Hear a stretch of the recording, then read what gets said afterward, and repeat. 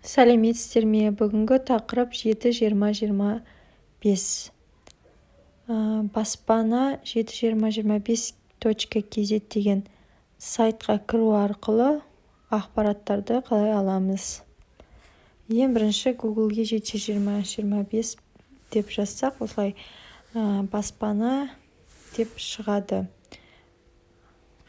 Кіреміз және де қазақ тілінде деп аламыз. Бағдарламаға қатысуға арналған шарттар, тұрғын үйге қойылатын талаптар, ипотекалық тұрғын үй қарызын қалай алады, қарыз калькуляторы, жиі қойылатын сұрақтар. 2. Бағдарламаға қатысуға арналған шарттар. Бірінші, Қазақстан Республикасының азаматтығы болу керек міндетті түрде. Екінші, кірісінің болуы. Қарыз алушының еңбек немесе кәсіпкерлік қызметтен алынатын кірісінің болуы. Міндетті түрде жұмыс жасап жатқан немесе ИП-сі, ТО-сы бар азаматша болу керек. 6 айлық есептік көрсеткіш. ИП, ТО егерде жеке меншік болса, онда 1 жыл бойы есебін береді. Үшінші, ипотекалық қарыздарының болмауы. Ипотекалық тұрғын үй қарыздары бойынша өтелмеген берешегінің болмауы. Яғни, сізде ипотека болса, сіз ала алмайсыз. Және төртінші, тұрғын үйінің болмауы. Бұған дейін бағдарламаға қатыспауы. Жатақханаларда отбасының әрбір мүшесіне пайдалы ауданы 15 шаршы метрден кем бөлмелердің болуын, апат жағдайындағы тұрғын үйлерді қоспағанда, Қазақстан Республикасының аумағында меншік құқығындағы тұрғын үйінің болмауы.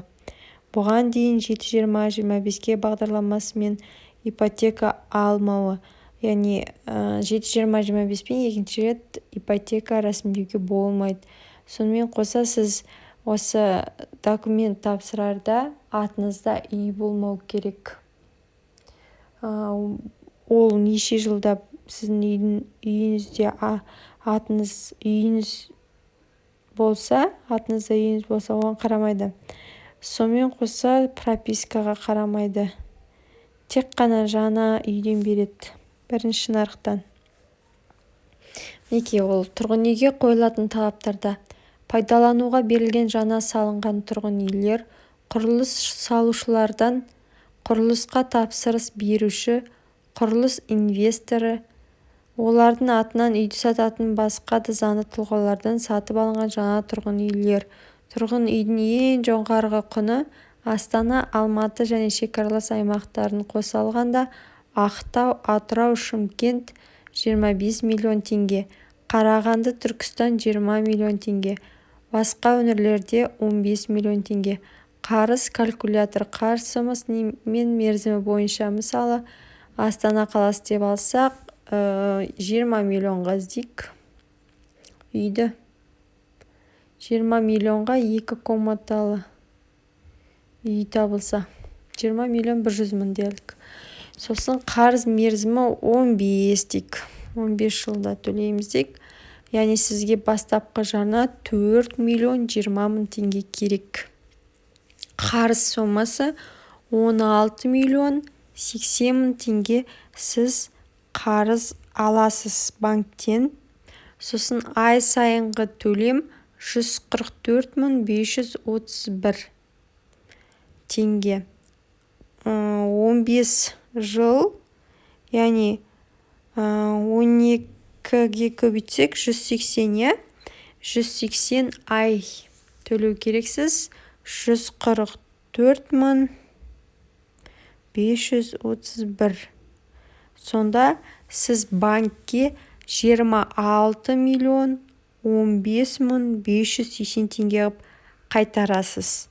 Жаңағы қарыз сомасы 16 миллион 80 мыңнан оны алып тастасақ, сонда пероплатасы 9 миллион 935 мың 580 теңге.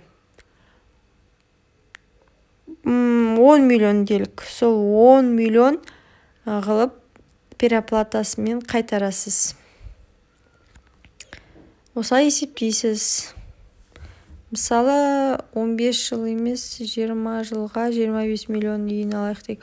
Онда 5 миллион сіз өзіңіз жинауыңыз керек. Және де 20 жылға 155 мың 59 теңгеден. Сонда 20 миллион қарыз аласыз. 20 жылды 240-ты көбейтесіз 155 мың 59-ға. 37 миллион 214 мың 160 теңге шықты. Солыны аласыз 20 миллион сіз қарыз алдыңыз ғой. Сонда сіз 20 миллионды үстіне переоплата 17 миллион 214 мың 160 теңге қосып бересіз 20 миллионға. 20 жыл болған кезде онда переоплатасы көбірек болады. Егер жылы аз болса, мысалы 10 жыл дейік. 10 жылға деп алсақ, онда ай сайынғы төлемі көп болады. 232 мың 216 болады. Көбейтесің 120-ға. 27 миллион 865 мың 920 теңге. Сонда сіз 7 миллион 865 мың 920 теңге артық төлем төлейсіз. Әрине мадағыдан бастапқыдан қарағанда 10 жылда тез төлеп тастасаңыз, онда сіз переоплатасы аз болады. Бірақ та ай сайын төлеу қиын. Енді айлығы жоғары, мысалы 500 мың табатын, миллион табатын адамдарға бұл еш нәрсе емес. Ал бір айлыққа қарап 150 мың 200 мың табат, күйеуі сондай тауып, әйелі 100 мың мен 200 мың арасында тапса, онда әрине ол кезде созаемщик тапқанның өзінде ай сайынғы төлем көп болып кетеді.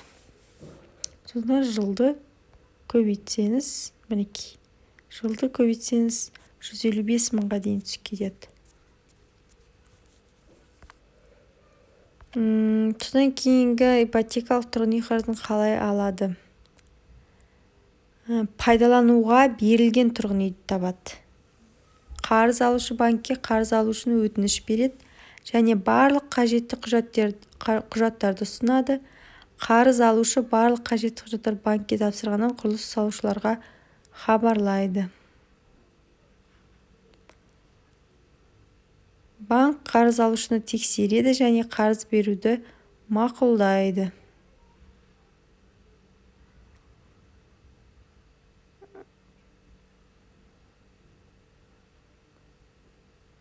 Мінекей, бастапқы жарнаны енгізеді.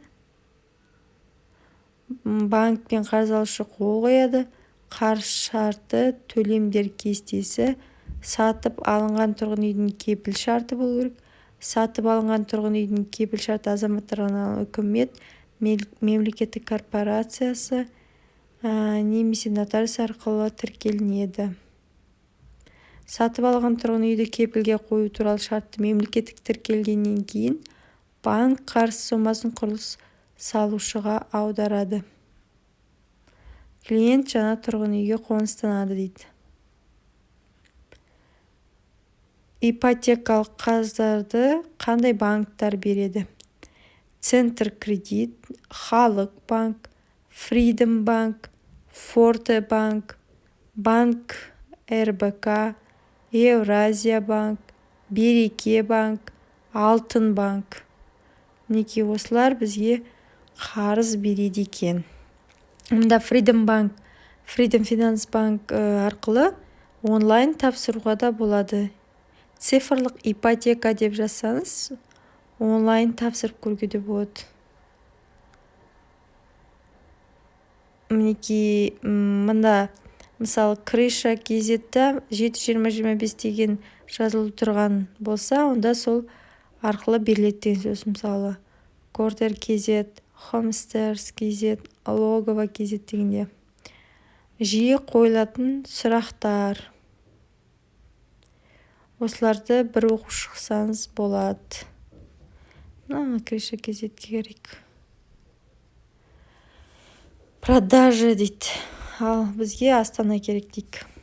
Міне мынау мысалы үйлер 7-20-25 беріледі екен.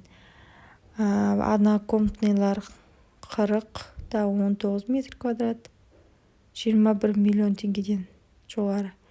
2 комнаталылардың 64-та 18 метр квадрат, 3 комнаталардың 74-та 68 метр квадрат. Метр квадраты 400 мың теңге. Мысалы сол 7-20-25 береді. Ипотекаға, рассрочкаға беріледі екен. Үстінде егер 7-20-25 деп жазылып тұрса, онда сол бағдарлама бойынша беріледі деген сөз. Рассрочкаға беріледі екен. Мінеке мынау үйлер 7-20-25 беріледі екен. Қайнар Тілендиевадағы. Телефон шалып, біліп алыңызға да болады. Жаңа салынған үйлер. Паркинг бар екен. Мінеке метр квадраты 420 мың теңге. Осылай крышадан да қарауға болады.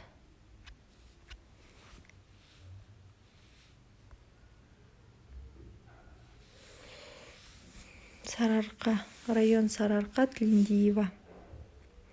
Қандай супермаркеттер, торговый дом, класс рыля, комфорт дейді, 14 этаж.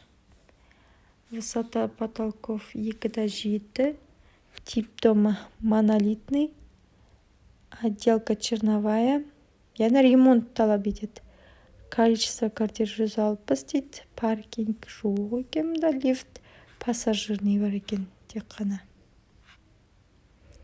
7-20-25 пен алуға болады. Осылайынан қарап, өзіңізге керекті, өзіңізге тиімді ақшаңызға және алуға болады деген үйлерді қарауыңызға болады. Мінеке 7-20-25 арқылы береді екен. Метр квадрат 430 мың дейді.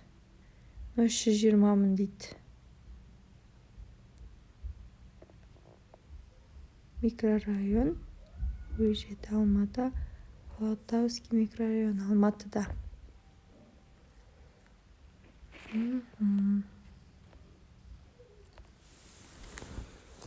Мен осылайынан қарап, таңдап, үйлі алып алсаңыздар болады. Тыңдағандарыңызға көптен көп рахмет. Тіркеліп, лайк басып өтіңіздер, басқа адамдарға таратыңыздар.